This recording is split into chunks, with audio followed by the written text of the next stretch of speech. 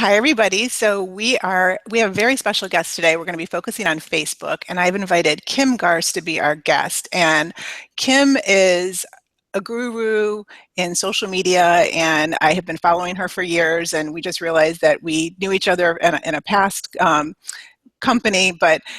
So Kim is the author of "Will the Real You Please Stand Up," and she is also the owner of Social Boom. And I'm going to let Kim take it away. And Kim, tell us a little bit about yourself and how you got into the space of social media. Sure. I am so excited to be here, one. So thank you, Lisa, for inviting me. I'm always about, empowering and encouraging young entrepreneurs in particular. So this is exciting to have that opportunity to have that touch point. But I, frequently tell people that I was doing social media before it was called social media because I've owned an online business for over 20 years, dating myself a little bit. But way back in the day, all these youngsters won't understand what I'm getting ready to say. Perhaps, maybe they will, but but I used to connect with people on B2B boards and AOL business chat rooms. I'd go into specifically the AOL business chat rooms and try to find what I considered my ideal customer, and I'd reach out to them. Of course, it was harder. It wasn't social media technically, like we know it today, but it was still a connection point and a way to reach out and form relationships with people that you didn't previously know. It was a way to do business with people that you would never in the ordinary course of life meet. So but as it relates to actually taking my business in the social media direction, I was marketing a business, and the business that we were previously associated with, and I kept getting a lot of the same questions that I had gotten from previous businesses, and that was more about, my knowledge. How are you marketing? How are you doing what you're doing? And I quickly realized that my knowledge was actually more valuable than the services that I had been offering. So that's when I said, okay, I really need to dig in, learn all I can about social media and the marketing of it specifically, leveraging it to market so that I can, share this knowledge with other entrepreneurs, small business owners, etc. So that was kind of the pivot for me, was the knowledge piece and knowing that people needed to know what I knew, or what else could I learn and implement so that I could be that way of shortening the learning curve for others. And that's definitely something you do very well, Kim, is, thanks to you, we can turn to you to shorten our learning curve. And speaking of learning curve, we're going to really focus on Facebook. And One of my the the audience here today hasn't had, I don't know if you want to call it a luxury, the privilege, but the history of, you and I were around when Facebook popped into the scene, and we've been around since day one. So when you've been around since day one, you've learned as Facebook has changed. But now today, our audience is now jumping into Facebook for Business for the first time. So Facebook is complicated. So what would you say to the future social media managers about what do they need to know about Facebook for Business today? Well, I know a lot of young people aren't, or they think they're not using Facebook themselves. They're more active perhaps on Instagram or Snapchat. But the reality is that if you want to leverage it for your customers or your prospective clients, the reality is that there's not really a business out there that can't be benefited from Facebook, because Facebook has such a massive marketplace. And I think it's just started to scratch the surface, frankly. I'm seeing them innovate in some very clever ways. Specifically, Facebook Live, is a biggie. They're entering that live video element, which I personally think is probably more of the future of social media than what we currently are experiencing in the social space. And what I think from a pure business standpoint, Facebook ads are amazing. They're like an ATM machine for your client base if you know what you're doing. And what I find really intriguing is the journey that's just beginning as it relates to Messenger, and how they're really starting to build out the Messenger platform for business. Here in the U.S., a lot of us are not familiar outside of just communicating through messenger services. We send photos, or we have private chats, etc., through Messenger. But the reality is, in a lot of other countries, they are using messenger apps and or specifically Facebook Messenger apps for business. They're booking their hair appointments, they're reserving their fish down at the fish market. Little, well, I say little things, but things like that we really don't have a frame of reference for yet here in the US, but it's coming. It's going to be really interesting to see how we can not only help our clients engage and connect with their customers through Messenger, but ultimately how they can click and buy within the Messenger app. So I'm really excited about that. So those are some things that are trending. So I'm just going to kind of rattle off a couple keywords here that are very relevant to Facebook. So algorithms. Facebook is famous for its algorithms. What can you tell us about that? Well, we hate them, right? We hate those algorithms because they mess with how our content is being shown or not shown.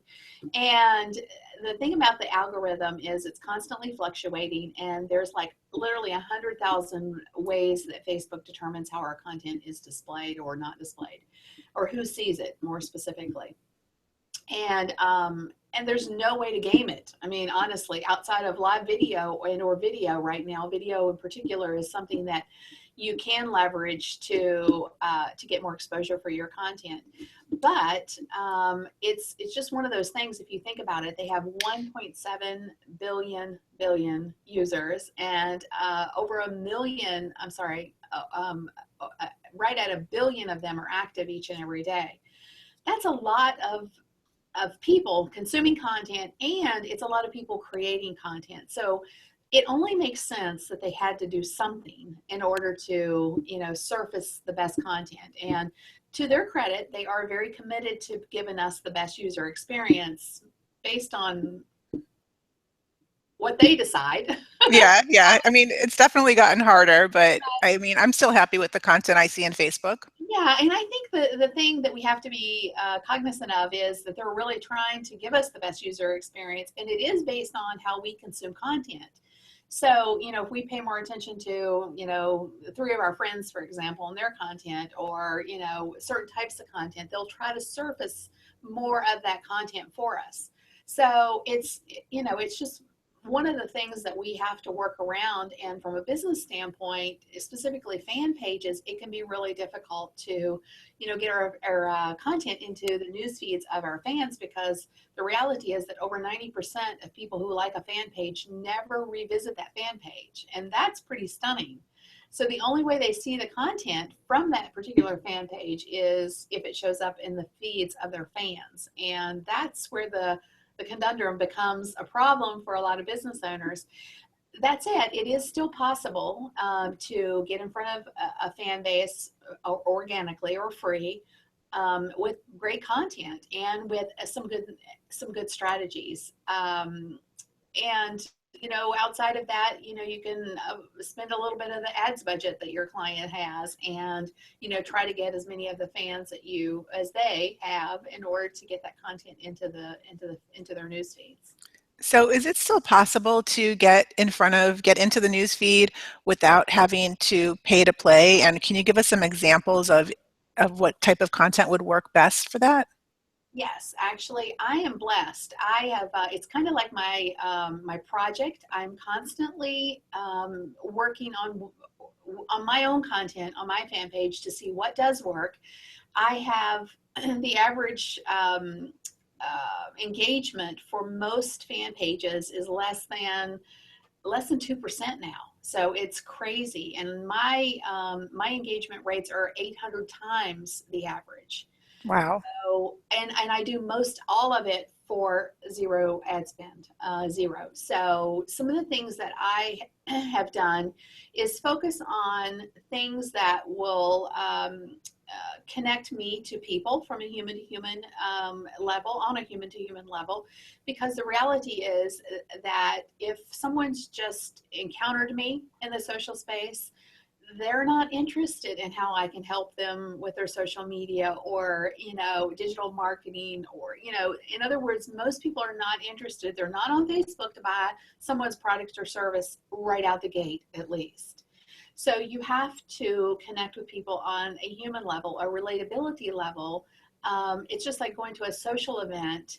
You don't rush up to someone and say, "Oh, hey, I've got a sale on my website, 20% off. Hey, go buy it now." You don't do that in real life. So why do people think that it's okay to do it on social? It's social media is life, and if you treat it like that and you treat it like it's a connection point and that there are other people on the other side of those computer screens that you're trying to engage with and or serve, then the content that you share should be content that isn't always about buy from me or hey, go look at this blog post or those types of things. So I have built my fan base around content that's just human, relatable, and I weave in the marketing message. I don't do it in the reverse. In other words, share all marketing stuff and then weave in occasionally something that is relatable or not at all, which is what happens to a lot of businesses. So we're going to use your Facebook fan page as the model page for this week. We'll be Okay, looking at it. all right, definitely. So Kim, can you tell us if you're a small business or a personal brand, how you can best use Facebook to market your business? Absolutely. And I'm kind of a hybrid because essentially I'm both. I have a personal brand and then we have Boom Social as well. So it's been difficult sometimes to have that defining line on where, what's the message because I'm kind of both. Um, but I can speak to both because I'm both essentially. So I think the key again comes from a very core place in that service. How do you show up each and every day with a servant-based heart, um, and knowing that your goal for the day is to make a difference in some way for your ideal customer. Whether that's a giggle or whether that is a nugget, a tip, a business tip, or maybe it's a product or service that ultimately they end up buying. But at the root of it, it's not about us at all as business owners. It's all about them, and they know it. There's that real estate analogy where it's a buyer's market or it's a seller's market. And it's definitely a buyer's market today. There's so many choices, and showing up authentically with a I'm here to serve is the difference maker, in my opinion, for small business owners. And then taking care of the customers that you get, instead of worrying about the next one. Really love up your customer base, and they'll bring you more customers. So true, so true. So we'll go check out your page for sure. Kim, you are super inspirational. You're a very inspirational person. Where do you gain your inspiration from? Where do you get it from? What do you turn to? Well, I have a multitude of places, and I am really big on not recreating the wheel. In other words, what kind of content is already resonating out there. So I'll use tools like BuzzSumo or PostPlanner.com, for example, to find content um, that people are already resonating with, and then I will try to recreate it in my own words. Like if it's an inspirational quote, for example, how would I say that message?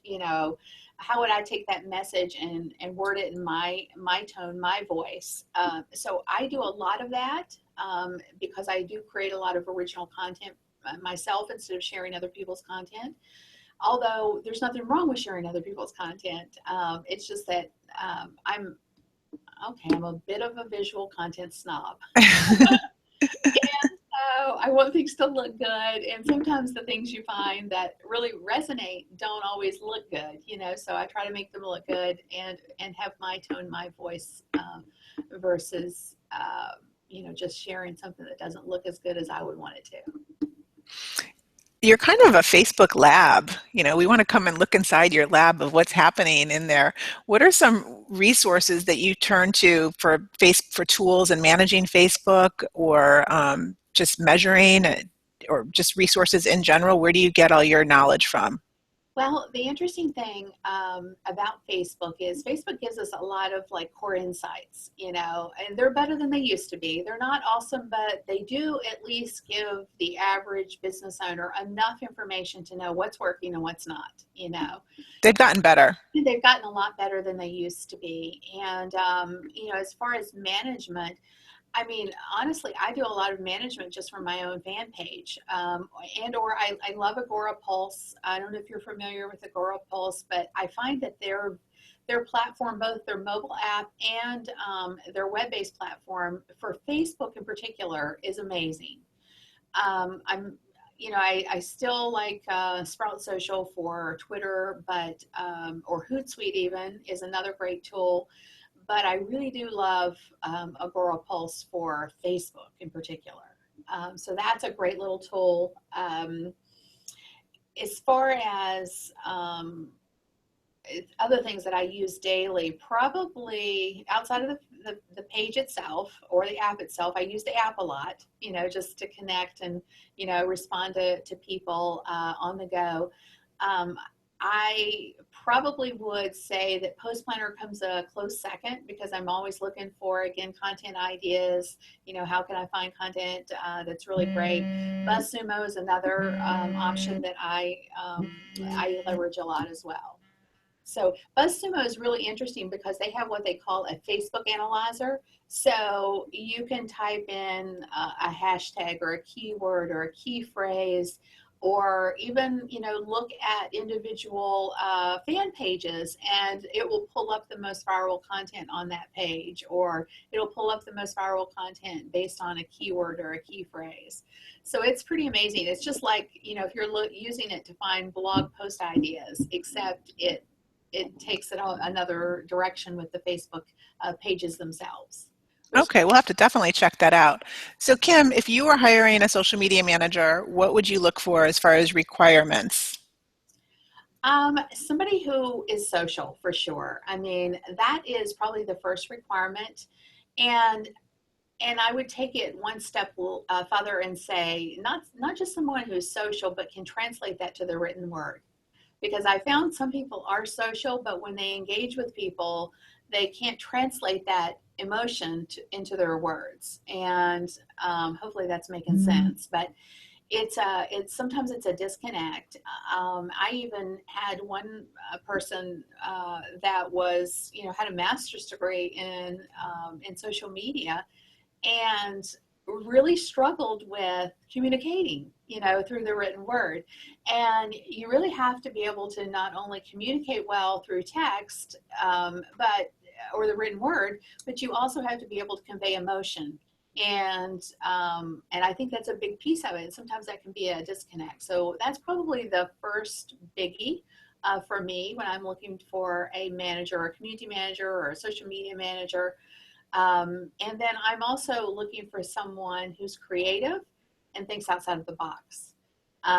Because I think social media is constantly evolving, and it is not just the strategies that, of today. It's what's next, what's new, what's fresh, what is a new idea that, you can creatively come up with and implement. And I think that creativity is definitely something that is a must. You can't just stay stuck in, oh, this is working now, because trust me, it won't work tomorrow. The only constant in social media is change. Exactly, exactly. So my last question is for the future social media managers that are in our audience, and even the ones that aren't going to be social media managers, but that were using social for their personal brand, what advice would you give them going out into the career world? Well, both of those are kind of different. So if you're going to use social media for you and your business and your personal brand, be authentic, be real. Don't try to pretend to be Joe down on the corner, or Sue, who's got this great website, or is this superstar. You just have to be you, and I think that's critically important. And I think that's also critically important to success if you're managing other social media accounts, which is where the difficulty runs in. It's very difficult to be the voice of a brand, especially when they won't participate. So it's a fine balance. And Lisa and I was talking about that earlier. She asked me this question, and I'm like, so I guess it wouldn't be a good idea to tell them not to do it. I'm not saying don't become a social media manager. I'm just saying it does come with some challenges. And therefore, because of the authenticity piece, it can be a real booger for us because of that factor. When you don't get buy-in all the way from someone who's hired you, it can be a little bit of a challenge. But that said, let's put that to the side and assume that all is going well, and what can you do? And I think one other thing that I would really like to bring to your attention that I don't think a lot of people think about, if you're going to be managing social media for someone else, the very first thing you have to see to is your own business. You have to demonstrate in your social media presences that you know what you're doing, because otherwise it's very difficult to say, oh, well, yeah, you should hire me, when you're not demonstrating what you're telling them to do.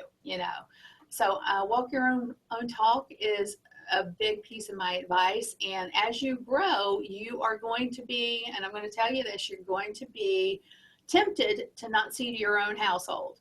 And I'm just saying, don't do that, because the very first thing you should do every morning before you get started is see to your own business, your own social platforms. Make sure you're engaging, doing your growth, doing whatever it is you would normally do before you take care of client work, because you can't just focus on the one client you have or the 5 clients you have, because you've got to be on the lookout for and presenting your business in a way that will attract new clients to you. So a lot of times I see social media experts who don't do that. Definitely, definitely. Well, Kim, you have a lot of things going on with your business, and for the audience that might want to expand on their knowledge, I know you have some workshops going on. Can you tell us a little bit about that? So if anybody wanted to take it to the next level, what they could do with you? Sure, absolutely. Well, one of the things that I do that's very cost effective for literally everyone, and one of the reasons that I designed it like this is kind of like an open source to a lot of my training, and it's what I call my inner circle. It's available. It's $47 a month. You can try it out for a dollar, literally. So that's an opportunity. But my blog has a ton of free content, and you can check that out at kimgarst.com/blog. I publish a couple of times a week normally, so there's constantly new stuff, out and about.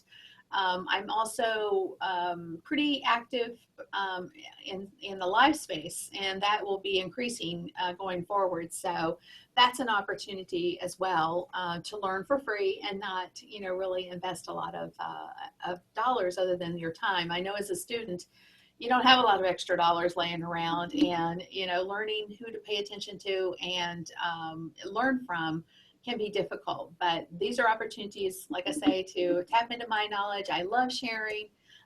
Feel free to tweet me. I'm always available.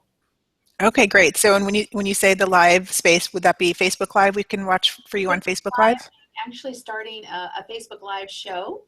Yeah, I'm telling you. Hey. First time. This is the first time I've gone public with this, but the first show will be September the 7th, and I'm of course going to get back into Periscope, and I think Facebook Live for me is probably going to be a steady, consistent thing, and then I'll just occasionally do other live videos as well based on what's happening and that kind of thing. But having a consistent show is definitely one of my goals. Okay, awesome. So we will watch for you on Facebook Live, your new show. You heard it here first. By the time this airs, it might be after. I'm not sure. But watch for Kim on Facebook Live. Follow her on Twitter. Her blog is awesome. You're going to have a signed reading from her blog anyway, and you'll get a taste of it. But thank you so much, Kim, for joining us. We really appreciate it. Thank you. And I'm so glad I got a chance to offer up some of what I know. So thank you for inviting me. Thank you, and everybody. We'll see you next week. We'll be talking about Twitter.